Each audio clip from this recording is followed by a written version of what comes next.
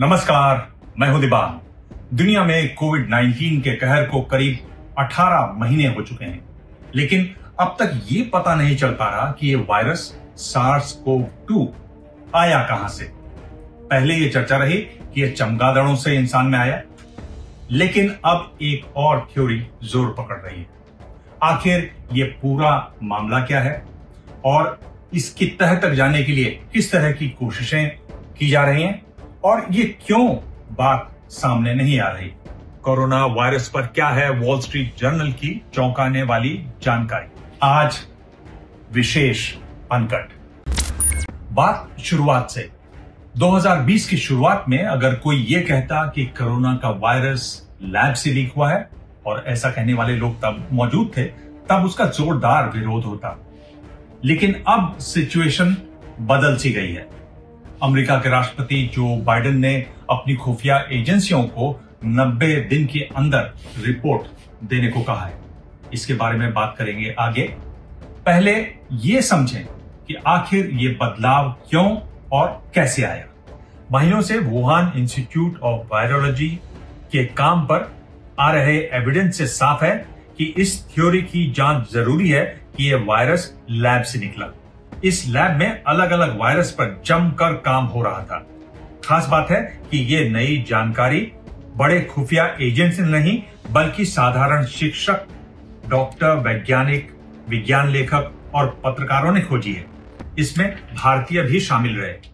इस टीम को पेपर्स खंगालने के बाद ये पता चला कि चीन में RATG13 वायरस था, जो 93% SARS-CoV-2 वायरस जैसा था। इस जानकारी से साफ है कि वुहान लैब के पास ऐसी बड़ी जानकारियां थी जिसके बारे में चीन ने दुनिया को नहीं बताया, जिससे शक पैदा होता है।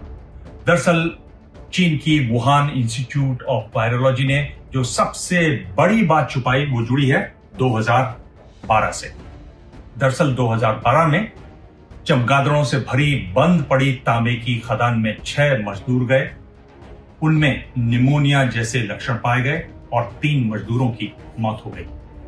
चीन ने, वुहान इंस्टीट्यूट ने ये बात दुनिया से छुपाए रखी। वुहान इंस्टीट्यूट ने इसकी जानकारी WHO तक को नहीं दी। इसके बाद दोबारा वहां मजदूर भेजे गए, इसकी भी जानकारी छुपाई गई। दिसंबर 2019 में जब कोरोना बढ़ा, तब पता चला कि दोनों वायरस में 92.6% की समानता रही। साफ है इसकी और जांच होनी चाहिए थी। इस बारे में वॉल स्ट्रीट जर्नल के एक पत्रकार ने सबसे पहले लिखा।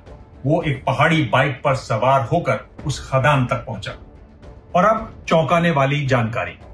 वॉल स्ट्रीट जर्नल में खबर आई कि यूएस नेशनल लैब की एक रिपोर्ट में कहा गया है कि चीन की वुहान लैब से लीक हुआ corona.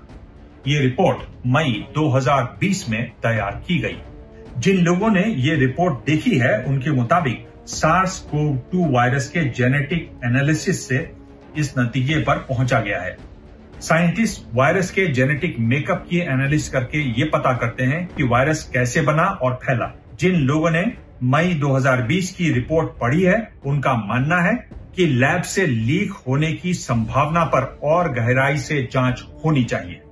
Lawrence Livermore national laboratory की इस रिपोर्ट पर यूएस कांग्रेस का ध्यान गया।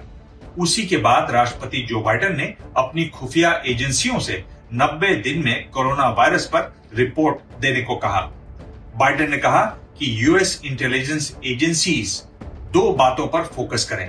पहला, क्या कोरोना वायरस इन्फेक्टेड जानवरों से संपर्क की वजह से इंसानों में आया? दूसरा, क्या ये लैब से लीक हुआ? वुहान लैब में वैज्ञानिकों ने वायरस पर तरह तरह की रिसर्च की, तरह तरह के एक्सपेरिमेंट किए, जिसमें खास है गेन ऑफ फंक्शन शोध। इसमें वायरस के अलग अलग हिस्सों को मिलाया जाता है, अलग अलग जीनोम्स को मिलाकर नया वायरस बनाया जाता है। इससे कई बार बेहद खतरनाक वायरस भी बनते हैं, लेकिन इस शोध से इलाज और वैक्सीन बनाने में मदद मिलती है। खास बात यह भी है कि वुहान लैब को पैसा देने वालों में अमेरिका का eco health alliance of New York भी रहा। इसको पेंटागन से भी मदद मिलती है।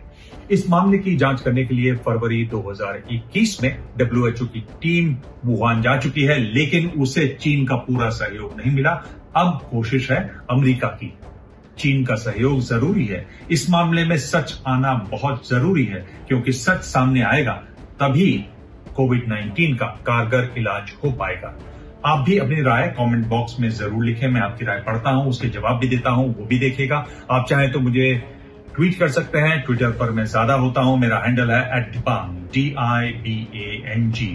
आपके कमेंट्स का है इंतजार। धन्यवाद।